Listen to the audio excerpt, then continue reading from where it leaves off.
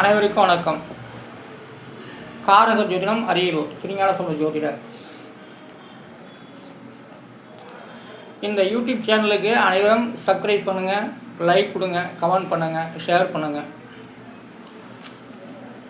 இது தமிழுக்கு உரியது. நான் தனிப்பட்ட முறையை இதை உருவாக்கி இருந்தாலும் இது தமிழுக்கு சொந்தமானது தான். அதனால் இதுக்கு அனைவரும் இதுக்கு ஆதரவு தரும்படி லைக் கொடுங்க, கமெண்ட் பண்ணுங்கள், சப்ஸ்கிரைப் பண்ணுங்கள், ஷேரும் பண்ணுங்கள். இந்த எண்களின் பிரகாரம் ஆய்வு செய்து இந்த யூடியூப் மூலமாக, ஃபேஸ்புக் மூலமாகவும், ஃபேஸ்புக் லைட் மூலமாக சொல்லி கொண்டு வருகின்றேன். இன்று அன்புக்கு மரியாதை. அன்புக்கு மரியாதை என்ற ஒரு வார்த்தைக்கு விதியின் 7. அந்த அன்புக்கு மரியாதை வார்த்தைக்கு அதனுடைய எழுத்துக்களுக்கு 1 3 2 7 3 1 4 2 2 எல்லாம் கூட்டாக 25. அதனுடைய விதி என்பது 7. அன்புக்கு மரியாதை. அன்புக்கு மரியாதைன்னா அந்த வார்த்தை ஒரு வேகமாக சொல்லக்கூடிய வார்த்தை. அன்புக்கு மரியாதை அதனுடைய விதி என்பது 7. அப்போ 7ஆம் இடம் தான் மரியாதை கொடுக்கறதுலாம். அன்புக்கு மரியாதை என்று சொல்லக்கூடிய இடம் 7ஆம் இடம் தான். கணவன் மனைவி இருவருக்கும், கூட்டாளிகள் அனைவருக்குமே அந்த 7ஆம் இடம் தான். அன்புக்கு மரியாதை என்ற ஒரு வார்த்தைக்கு பலன் கொடுக்கப்பட்டு வருவது அந்த 7ஆம் இடம் தான். 7ஆம் இடம் களத்திர சாணம். சரி, அடுத்ததாக ஆசை தீர. ஆசை தீர என்று ஒரு வார்த்தைக்கு 5 எழுத்துக்கள். அதோடைய விதியின் 1. அதுக்குரிய எண்களும் 8 7 4 6 3 எல்லாம் கூட்டாக 28. அதோடைய விதி என்பது 10. ஆசை தீர. ஆசை தீர என்ற ஒரு வார்த்தைக்கு விதியின் 1. அடுத்ததாக இருளானது. இருளானதுக்கு வார்த்தைக்கு 5 எழுத்துக்கள். அந்த 5 எழுத்துக்கு உண்டாய விதியின் 3. அதற்குரிய எண்களும் 8 5 5 9 9 இதெல்லாம் கூட்டாக 30. அதோடைய விதி என்பது 3. இருளானது. இருளானதுன்னா மானம் மழை வர மாதிரி இருந்தால் கண்டிப்பாக இருளாகும் வானம். அப்படி இருளானால் தான் மழை வருவதற்கான அறிகுறி. வெயில் அடிக்கும் போதே மழை பெய்யுது, அது சும்மா வரட்டு மழை, குருட்டு மழை போல. அது அந்த மழைலாம் நிற்காது. அந்த மழைலாம் பூமிக்கு ஒரு சுகத்தை தராது. இருளாகி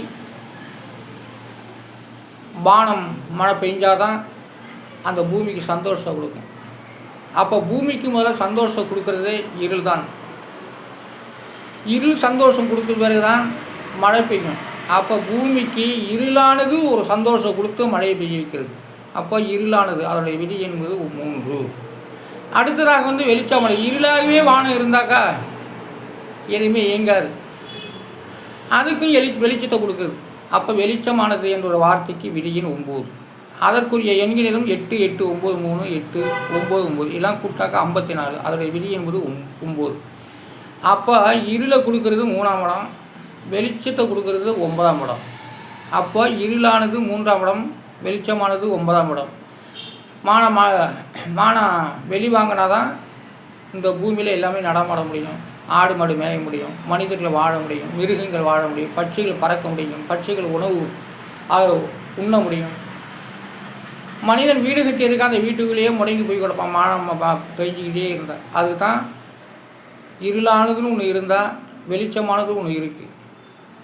இதுக்கு அர்த்தம் ஒன்றுக்கொன்று வித்தியாசங்கள் இருக்கும். அதான் அப்போ வெளிச்சமானது அதோடைய விதி என்கிறது 9. அடுத்ததாக ஆசை தீரும். ஆசை தீரும் என்ற ஒரு வார்த்தைக்கு 6 எழுத்துக்கள். அந்த 6 எழுத்துக்கு உண்டான எண்களும் 8 5 8 7 4 6 5 7 எல்லாம் கூட்டாக 37. அதோடைய விதி என்பது 1. ஆசை தீரும் என்ற ஒரு வார்த்தைக்கு விதி எண் 1. ஆசை தீர என்ற ஒரு வார்த்தைக்கு விதியின் 1 தான். ஆசை தீரும் என்ற ஒரு வார்த்தைக்கும் விதியின் 1 தான். அப்போது 1ஆம் இடம் அவர்களுடைய ஆசைகளை தீர்த்து வைக்கிறது தான் 1ஆம் இடம். லவ் பண்ணால் மட்டும் போதாது, உழைக்கணும், ஆசை தீர சம்பாதிக்கணும், அனுபவிக்க வேண்டும். அது பொதுவாக ஆசை தீருங்கிறது ஒரு அனுபவிக்கக்கூடிய வார்த்தை தான் அது.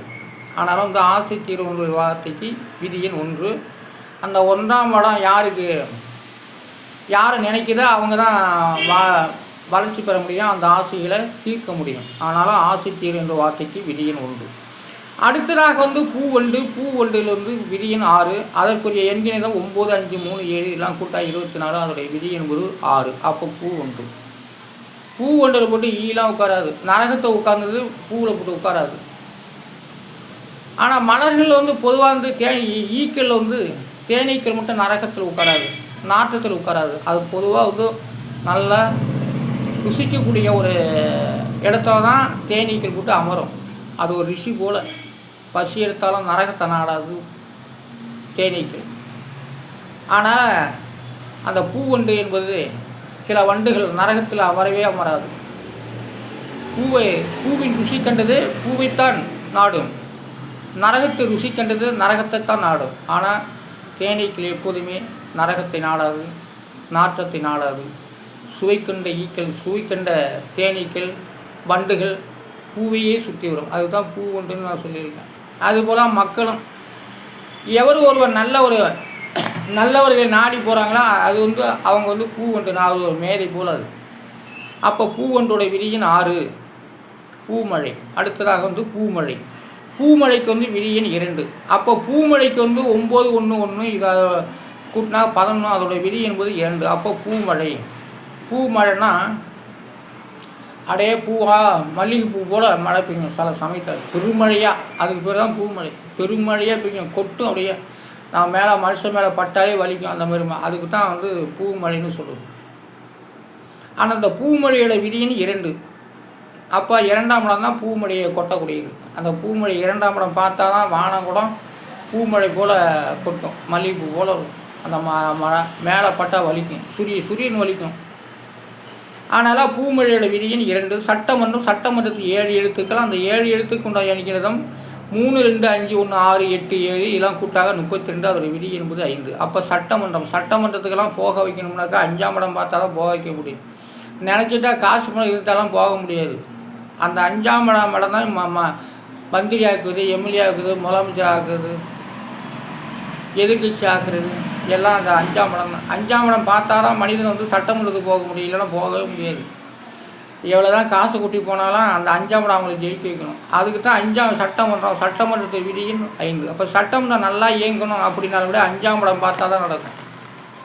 அதனால் சட்டமன்றம் அந்த சட்டமன்றத்தில் பேசக்கூடியவர்கள்லாம் ரொம்ப அழகாக பேசினாதான். இல்லைனா 5ஆம் இடமே அவ்வளோ கோளாறு பண்ணி சட்டமன்றத்தில் அப்படி இப்படி பேச வச்சு அந்த 5ஆம் இடமே அவனை தூக்கி வீசிவிடும்.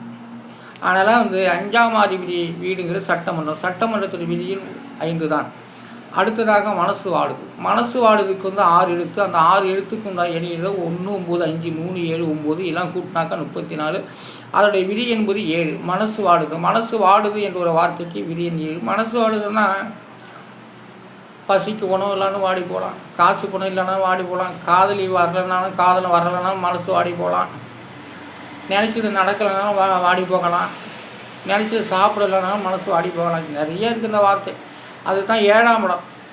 7ஆம் இடம் வந்து மனசை வாட வச்சுக்கலாம். அந்த 7ஆம் அதிபதி கிரகங்கள் வரிசலத்தோடு இருந்து விட்டால் மனசை வாட வச்சுக்கும்.